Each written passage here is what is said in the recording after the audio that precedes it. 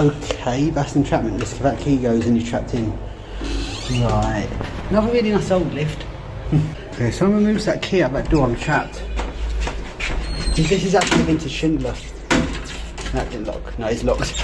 Okay, so vintage Schindler. Let's start if the door's open. Nope. Right, shut both doors or just one door? Well, we'll find out.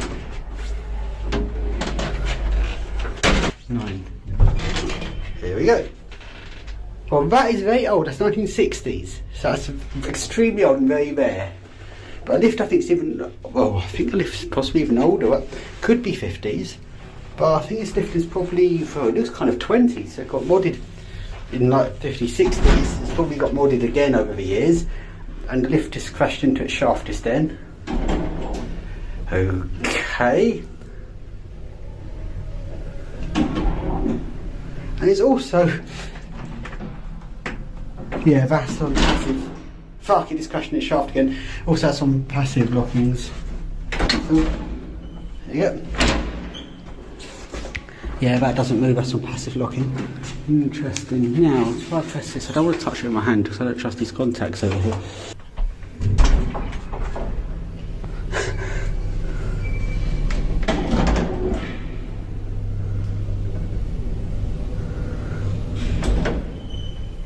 Is that 9? Or did I just let go of it by accident? That must be 9. Yeah, that's on passive.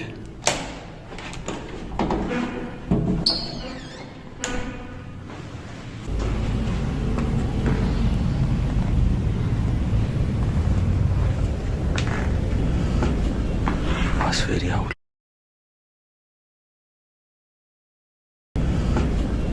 That's really old.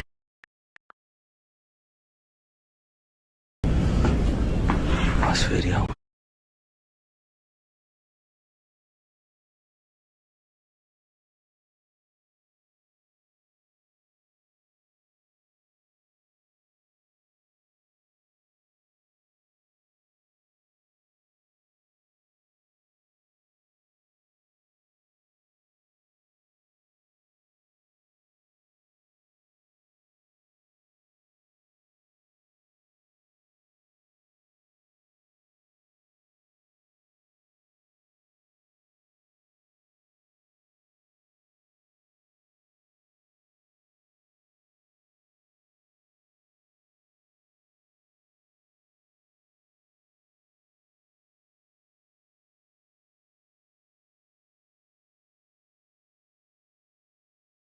Would you like to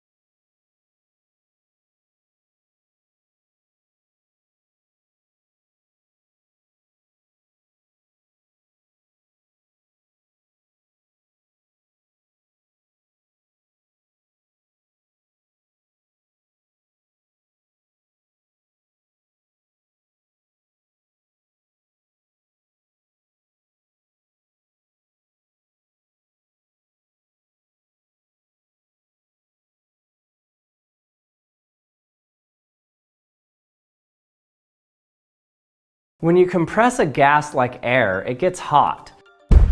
If I take a compressed gas and then let it expand, it gets colder. So when gases expand, they cool down, end of story. But maybe not. We got room temperature 73.9. Open the valve, and it quickly increases.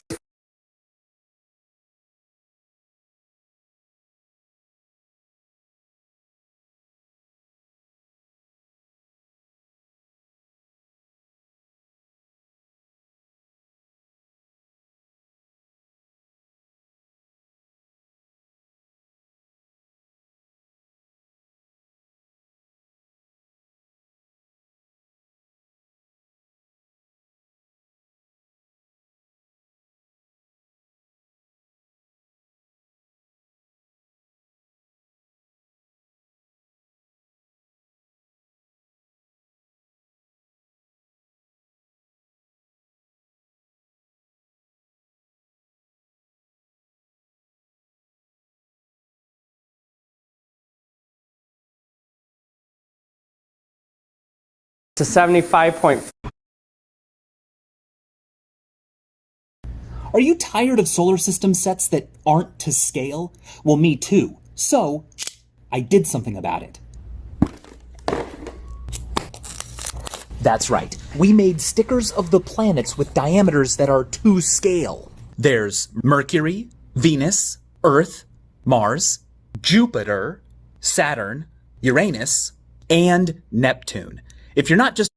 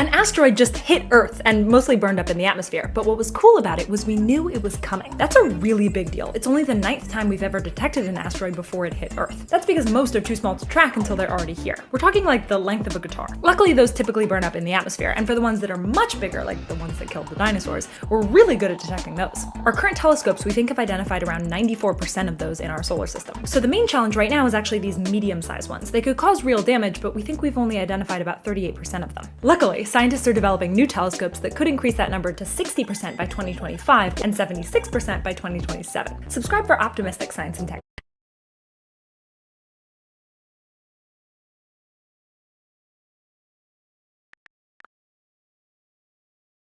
Can somebody prove this bastard wrong who made a so-called free energy video again? He's just using a freewheel and this time with springs. These guys' build qualities are very good though. I wish they would make something useful. What a waste of talent. What did I tell you about being aware of reverse videos? The wheel is not speeding up, it's slowing down. He just reversed the video. Look, he's mixing his hand, accelerating the wheel to the reverse clip of the wheel slowing down to show it speeding up. There is no free energy. Can somebody prove this bastard?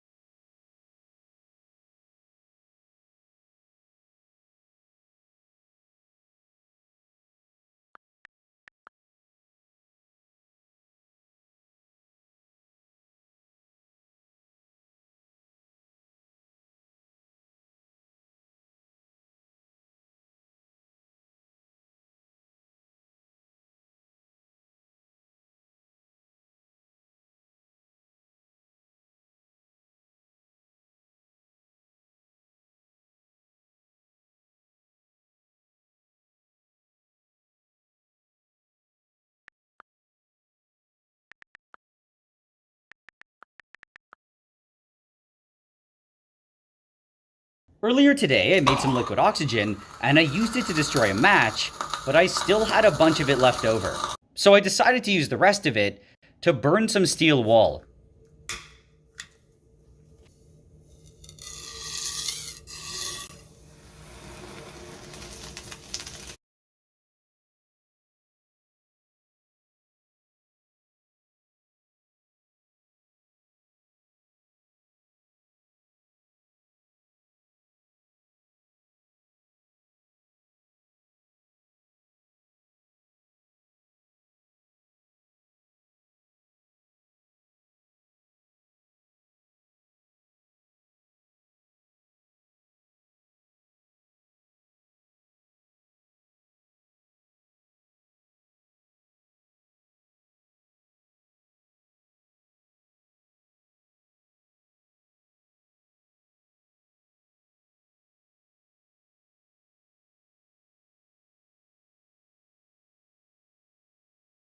Four cool gifts for science lovers. First up, this is a home planetarium that projects a roughly 6-foot diameter view of the galaxy onto your ceiling. It has a rotating feature and a shooting stars mode where streaks appear periodically. It comes with a separate disc for constellations, and you can optionally get more discs with different projections. This weird looking box is called a cloud chamber, and it makes invisible radiation visible. Each of those trails is left by a particle of radiation emitted from the object inside here. In my last video, you saw this negative ion pendant I got on Amazon that turned out to be radioactive, but today we're going to use a hotter item. To start the chamber, I first need some dry ice. It's spread in an even layer.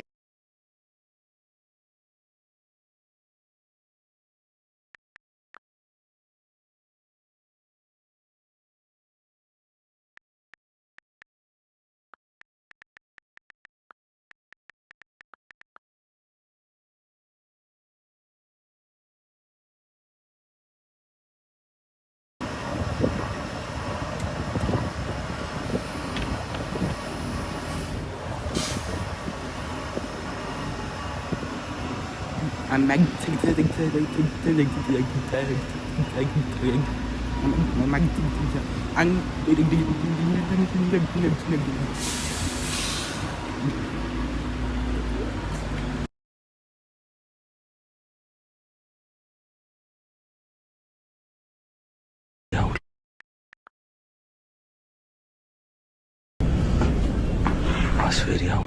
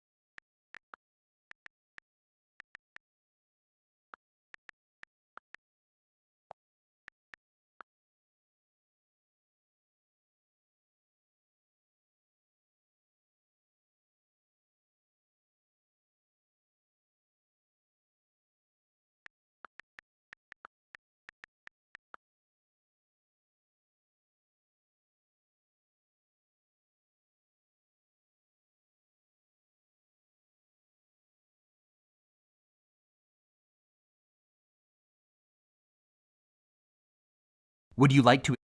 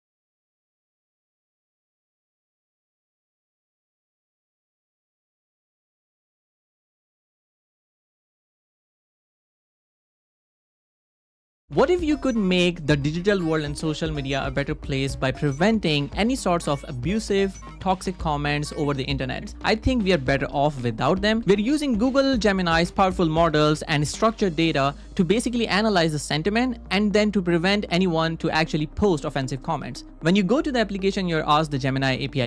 Oh, he looks slumped. Wake his ass up. Hey, hold on!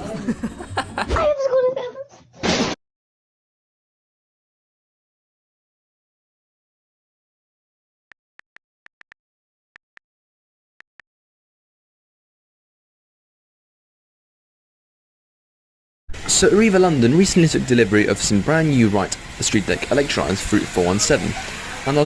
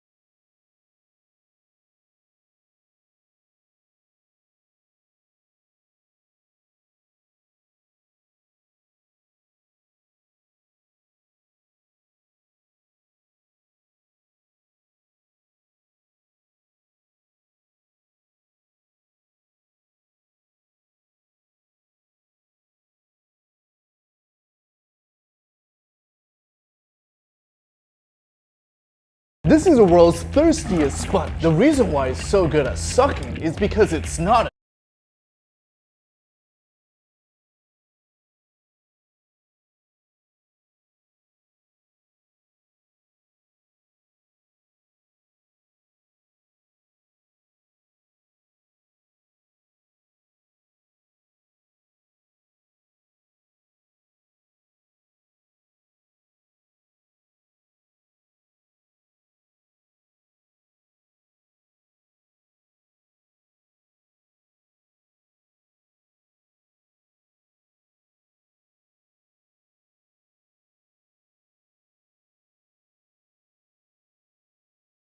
If the ocean is deeper than Mount Everest is tall, how do we build oil rigs in it? Like, how deep are they? Turns out, insanely deep.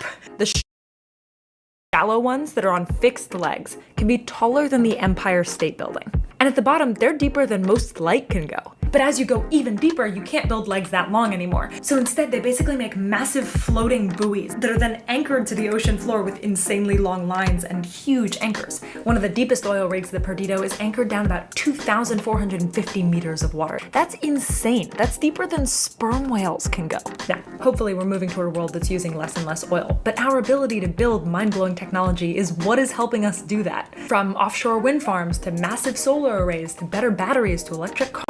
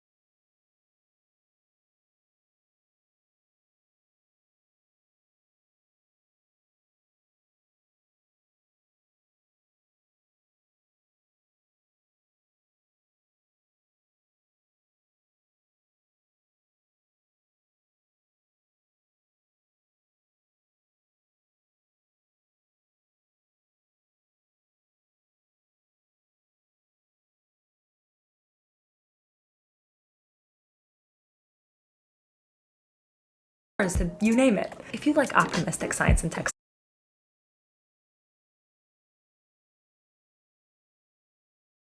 This is bacteria, and this is DNA. We're going to put them together, make a super fast GMO, and see what this DNA does. First, we take a little bit of DNA and add it to the bacteria. Quick note, this is specially prepared bacteria, this doesn't just work on any random bacteria. Then, we let the mix chill in the fridge for 20 minutes. To force the DNA in, we're going to do a process called heat shocking. Basically, we're going to stress the bacteria out to make them pick up the DNA. So first we roast them at 42 degrees Celsius for 45 seconds, then dunk them in ice. To help them recover, we add a bit of fresh food. Then let them relax in my tilt-a-whirl incubator for an hour.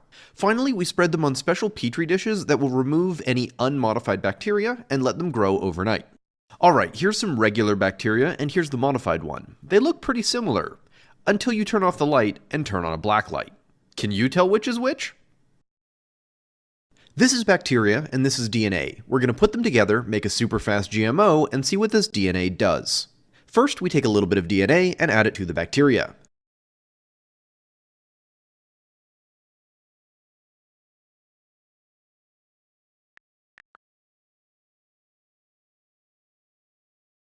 So there's this rumor I've heard that 2 cherry pits contain enough cyanide to kill you. And the key to this is that the pits need to be chewed up. They need to be broken up so that the amygdalin is released and it releases the cyanide from the amygdalin.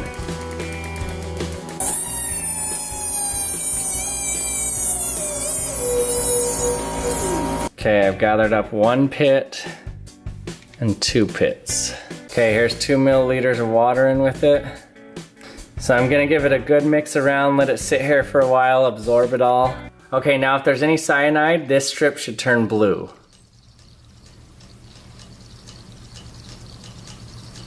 Okay, there is. Look at that. Wow.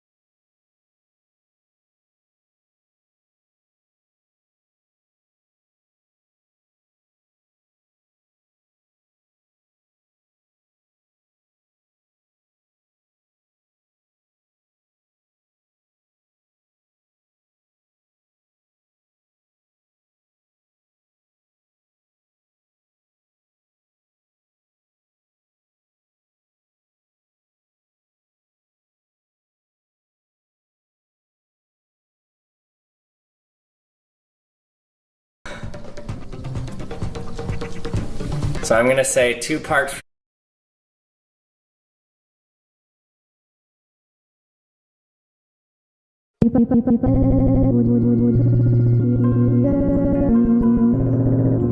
Shockingly, this slideshow is partially true, but it is extremely over-exaggerated. This is a creepy 2-image slideshow that I got tagged in, where the first slide says, "Did you know?" that we all should have died on July 23rd, 2012, when a giant plasma ball was going to hit the Earth, but something moved the Earth out of the way. So what this slideshow is referring to is the solar storm of 2012, where a massive coronal mass ejection narrowly missed Earth that was produced by the sun. This is an actual image of what that solar storm looked like, and it missed Earth by about 9 days, but nothing moved Earth, we just got lucky with the timing. Second, we wouldn't just straight up die if a solar storm hit us. Instead, we would see some beautiful northern lights, and a lot of our important technology would be rendered useless due to the magnetically charged particles. And we've even been hit by massive solar storms in the past. 1859, we had the Carrington event, and look, we're all still here today. Hey, how come you keep posting stuff, even— Hey, Apple! What?